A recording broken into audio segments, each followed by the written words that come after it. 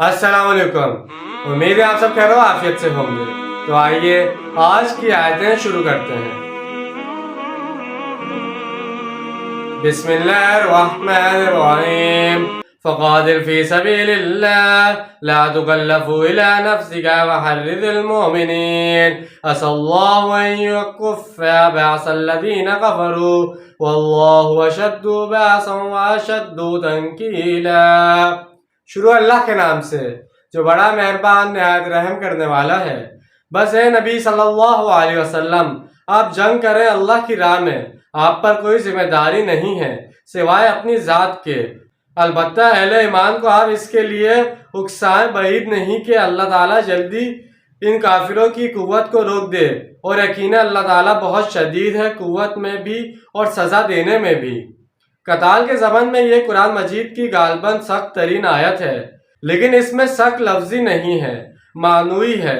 آپ صلی اللہ علیہ وسلم اہل ایمان کو قتال فی سبیل اللہ کے لیے جس قدر ترغیب و تشویق دے سکتے ہیں دیجیے، انہیں اس کے لیے جوش دلائیں، ابھاریں۔ لیکن اگر کوئی اور نہیں نکلتا تو اکیلے نکلیں، جیسے حضرت ابو بکر رضی اللہ عنہ کا قول بھی نقل ہوا ہے جب ان سے کہا گیا کہ معاونین زکوٰۃ کے بارے میں نرمی کیجیے، تو آپ رضی اللہ عنہ نے فرمایا تھا کہ اگر کوئی میرا ساتھ نہیں دے گا تو میں اکیلا نکل جاؤں گا۔ عظمیت کا یہ عالم ہے تو اے نبی صلی اللہ علیہ وسلم، آپ تو یہ کام کرنا ہے، آپ کا تو یہ فرض منصبی ہے، آپ کو ہم نے بھیجا ہی اس کے لیے ہے کہ روئے ارضی پر اللہ کے دین کو غالب کر دیں۔ کفار مشرکین کی جنگی تیاریاں ہو رہی ہیں، بڑی چلت پھرت ہو رہی ہے، یہ تو کچھ عرصے کی بات ہے۔ وہ وقت بس آیا چاہتا ہے کہ ان میں دم نہیں رہے گا کہ آپ کا مقابلہ کریں، اور وہ وقت جلدی ہی آ گیا کہ مشرکین کی کمر ٹوٹ گئی۔ سورہ نساء کی یہ آیت ہجری میں نازل ہوئی اور ہجری میں غزوہ احزاب پیش آیا، جس کے بعد محمد رسول اللہ صلی اللہ علیہ وسلم نے اہل ایمان سے فرمایا، اس سال کے بعد قریش تم پر حملہ آور ہونے کی جرات نہیں کریں گے، بلکہ اب تم ان پر حملہ آور ہو گئے۔ غزوہ احزاب کے فوراً بعد سورہ اصف نازل ہوئی، جس میں اہل ایمان کو فتح و نصرت کی بشارت دی گئی۔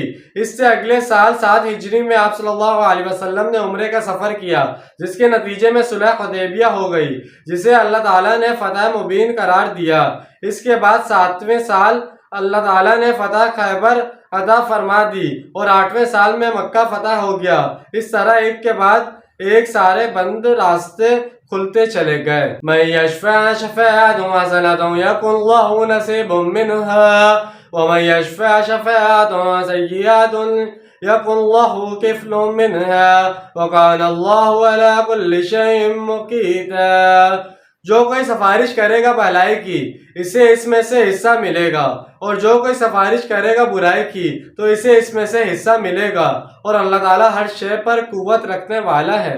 منافقین سے خطاب کے بعد اب پھر کچھ تمنی آداب کا ذکر ہو رہا ہے۔ منافقین سے خطاب میں 2 باتوں کو نمایاں کیا گیا، ایک اطاعت رسول صلی اللہ علیہ وسلم جو ان پر بہت شاق گزرتی تھی، اور ایک قتال فی سبیل اللہ جو ان کے لیے بہت بڑا امتحان بن جاتا تھا۔ اب پھر اہل ایمان سے خطاب آ رہا ہے۔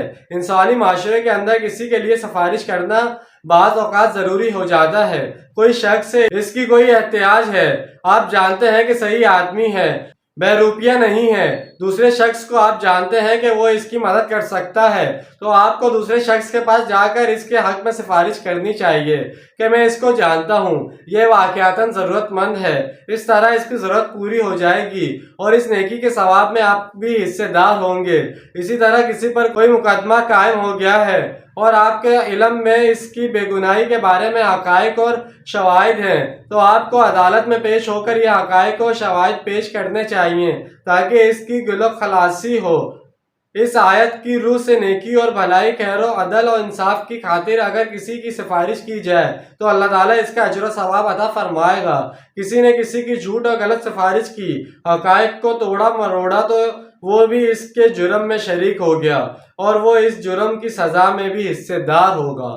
تو جیسے کہ آج ہم نے 2 آیتوں کا ترجمہ اور تفصیل بیان کی ہے، کہ امید ہے آپ کو سمجھ میں آیا ہوگا اور پسند آئی ہوگی۔ ملتے ہیں اگلی ویڈیو میں، اپنا ڈھیر سارا خیال رکھیے گا۔ جب تک کے لیے اللہ حافظ، فی امان اللہ۔